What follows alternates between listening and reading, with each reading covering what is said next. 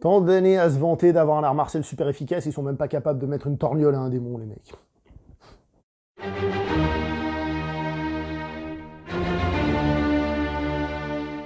Bonjour à vous cinéphiles et bienvenue dans cette critique en post-projection. On va parler aujourd'hui du film The Vigil, un film que je suis allé voir au bol, et vous savez que généralement quand je vois un film au bol, je suis plutôt satisfait, et je vais pas vous mentir, c'est le cas, je suis même plutôt très satisfait du film. Cependant, il y a quand même des choses qu'il faut tenir compte, il y a des, on va dire, des circonstances très atténuantes, mais on va y aller par étapes. Le film est écrit et réalisé par Keith Thomas, et dans le rôle principal, nous avons Dave Davis. Il a aussi un nom plus long, avec plein de noms, Dave Randolph et je sais pas combien de trucs, mais on va l'appeler Dave Davis. Pour vous dire que il est excellent dans le film, je trouve que son interprétation est vraiment très bonne, et c'est celle qui tient le film. Je vais revenir un peu sur le concept après, donc franchement, son interprétation, waouh, ça, y a pas à dire, c'est super. Le film est une production Blumhouse, donc Blumhouse, on sait que c'est high concept, low budget. J'ai même pas fait exprès, ça rime, c'est génial. Donc c'est-à-dire une grosse idée de départ, généralement intéressante, avec un petit budget, ce qui est pas con du tout, c'est-à-dire exploiter les idées. On sait que parfois c'est un peu pas terrible, et parfois c'est plutôt bon. Donc autant vous dire que dès que je me suis mis devant l'écran du cinéma aujourd'hui, je savais pas à quoi m'attendre, un bon ou un mauvais, et je vais pas vous mentir, le début du film, ça me faisait très peur. On était plus proche du mauvais. Alors, je savais pas du tout de quoi parlait le film, hein. Je suis allé le voir comme ça, un petit peu au bol, et j'ai trouvé que le début... Pourquoi? Parce que, d'entrée de jeu, je me suis dit, ah, on va avoir droit à un film de maison hantée, Conjuring style, et un film d'exorcisme. Et c'est exactement ce qu'on a dans le film, donc on a un film de maison hantée avec un zeste d'exorcisme. En gros, c'est ça l'horreur qu'on va trouver dans ce film. Et forcément, quand on a un truc type Conjuring, on sait qu'au début, il faut faire chauffer la machine, on a d'abord la situation, l'histoire, puis ensuite on commence à nous raconter l'histoire, enfin il commence à y avoir des apparitions un peu fantomatiques, on va dire, et ça peut prendre un petit moment avant de se lancer, et je vais pas vous mentir, je vais trouver le début un peu mou, et je me suis dit, le film, s'il est comme ça va pas aller bien loin, ça va pas aller bien loin du tout. Heureusement, le film d'entrée de jeu a des qualités, je vous ai parlé de l'acteur, très bon, évidemment, on découvrira qu'il est très bon, surtout sur la longueur du film. Il y a une autre qualité dans le film, c'est la gestion des lumières. Le film est très bien éclairé pour faire ressortir le côté film d'horreur. Alors au début, j'étais pas non plus totalement très chaud, parce que je trouvais que les noirs étaient pas assez marqués, ou des trucs comme ça, pour vraiment faire flipper, de se dire qu'est-ce qu'il y a dans ce noir-là. Mais peu à peu, ça prend de l'ampleur, on va dire, et je trouve que c'est très bien fait. Aussi d'entrée de jeu, le film, il fait quelques coups de caméra très intéressants, donc je veux dire, pas une réalisation totalement passe-partout et tout.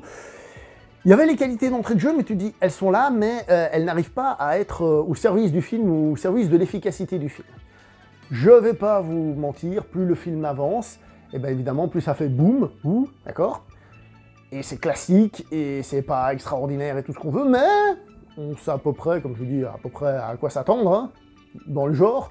Après, qualitativement, je me posais la question, et je trouve que qualitativement, le film, eh ben, il s'en sort plutôt bien, il fonctionne plutôt bien. Il y a quelques jumpscares qui, pour moi, ont très bien fonctionné, donc j'ai pas à me plaindre là-dessus, je trouve que c'est très bon. Après, oui, le scénario, il a des facilités, mais comme hack, hein, énormissimes.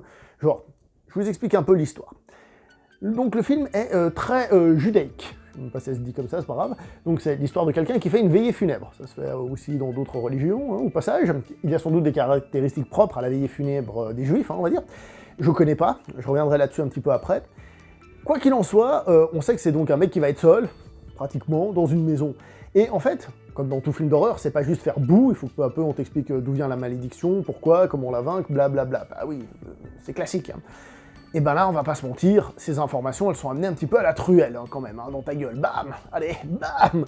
À un moment donné, allez, on va tout te révéler. Alors écoute, c'est un fantôme, il faut faire ça pour le battre, voilà, puis en plus c'est dit assez tôt dans le film. C'est pas subtil, disons les choses comme elles sont, il y a des grosses facilités d'écriture au niveau de l'histoire et de l'intrigue, voilà. On est donc plus par rapport à une espèce de train fantôme qui fonctionne plutôt bien.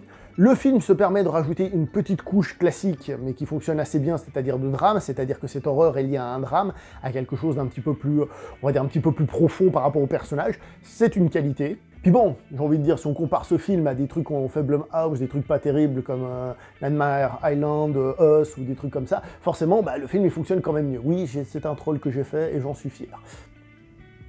Surtout pour Nightmare Island, en fait. L'ambiance sonore et la musique est plutôt bonne. Au début, comme je vous ai dit, on entend qu'elle est là, mais comme on n'est pas pris, enfin j'étais pas du tout pris par les scènes, en règle générale, par rapport à la moyenne du public, je suis un petit peu plus froid par rapport aux films d'horreur. C'est-à-dire qu'il y a une partie où ça me fait rien du tout, je m'en fous, et après, ça commence à me faire quelque chose, donc je suis un petit peu plus, un peu moins réceptif que la petite moyenne, hein, rien d'extraordinaire.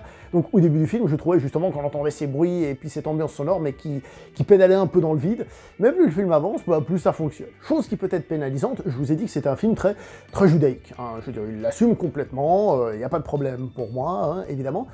Sauf peut-être que je me dis que, ayant un manque de culture dans le judaïsme, peut-être que je suis passé à côté de certaines choses, entre autres ce final, que je trouve un peu facile, hein, en tant que tel, comme j'ai dit, la solution, comme elle tombe, etc., voire même très facile. Donc il y a la personne, vous savez, il s'attache un truc autour du bras, je sais que justement ça se fait, mais je ne sais pas ce que ça représente. Peut-être qu'il y a une image là derrière, quelque chose, une réflexion, une référence, quelque chose là derrière. Et ça, je peux pas le dire, parce que c'est inhérent à mon manque de culture sur le sujet, qui fait que peut-être je suis un petit peu passé à côté. Voilà, ça c'est peut-être une des difficultés du film, mais malgré tout, ça m'a pas spécialement gêné, même si peut-être que ça m'a enlevé l'accès à quelque chose de mieux. C'est un film classique, hein, qui joue donc sur une coutume juive, ce qui d'une certaine manière pour moi est assez justement original, parce que j'ai pas trop l'habitude, et qui nous déroule le menu habituel, qui le fait, je trouve, plutôt bien, aidé par ses acteurs, aidé par une mise en scène plutôt intéressante, par un travail de lumière très intéressant, et parce que voilà, on est au cinéma, il y a quelques jumpscares et tout, alors c'est pas le film du siècle, mais honnêtement, moi j'ai passé un très bon petit moment. Voilà, après, vous êtes prévenus, on n'est pas en train de parler de la révolution du film qui vient réfléchir et apporter des nouveautés ou des choses comme ça. Au pire des cas, il a un petit message politique qui est encore une fois, vous imaginez un peu sur la violence faite, dans ce cas-là, aux juifs, mais tout simplement faite aux personnes, hein. On est quand même capable de voir un peu plus loin que le bout de son nez, évidemment.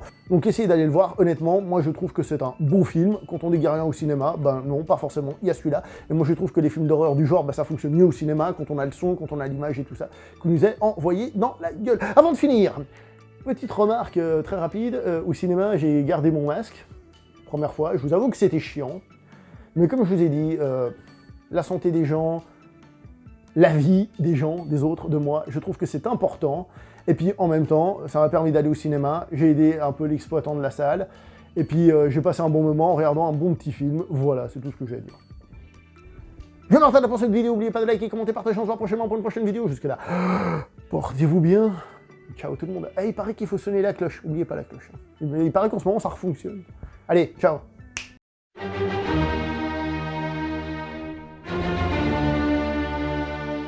Qu'est-ce que l'autodéfense? Après une longue journée de travail, vous marchez dans un parking en direction de votre voiture. Ah, donc l'autodéfense, il faut avoir une voiture, hein, déjà, ok. Donc si t'as pas de voiture, voilà, hein, c'est bien, bravo, hein. Ça inclut les gens, c'est bien.